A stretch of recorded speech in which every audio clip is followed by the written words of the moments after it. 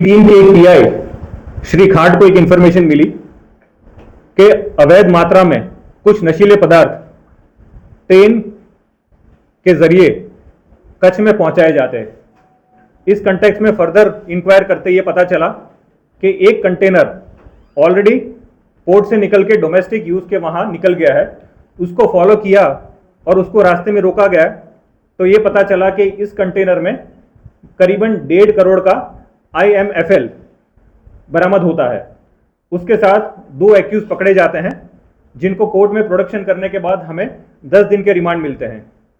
ये जो IMFL seize हुआ है उसके अंदर बैच नंबर की कोई डिटेल अवेलेबल नहीं है, उसके बॉक्सेस के ऊपर बैच या प्रोडक्शन की कोई डिटेल नहीं है, और ये कौन सी डिस्टिलरी से बना है इसकी कोई हकीकत ध्यान पे आई नहीं है। इस इश्यू को फॉलो करते हुए हमें यह पता चलता है कि एक और कंटेनर ट्रांजिट में है।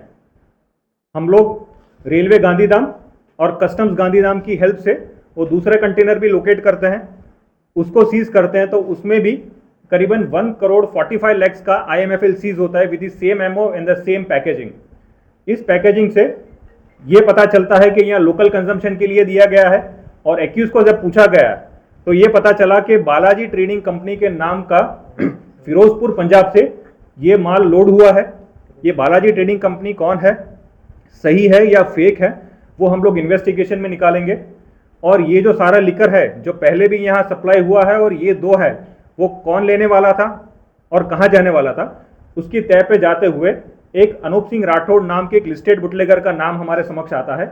ये बेसिकली कच्छ का रहने वाला है, और जब ये केस होता है तब ऑलरेडी वो जुडिशियल कस्टडी में है।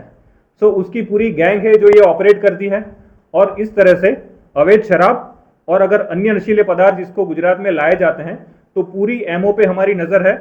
और हम ये जानने का प्रयास करेंगे कि किस तरह से ये षड्यंत्र हुआ है और इसके पीछे कौन कौन है, और अगर डिस्टिलरी पंजाब से बन के निकली है तो किस डिपार्टमेंट की क्या जिम्मेदारी है, उनकी क्या लायबिलिटी है, वेदर उन्होंने सारे नॉर्म्स फॉलो किए हैं या नहीं किए हैं, इसकी तह भी इन्वेस्टिगेशन के दरमियान जाया जाएगा।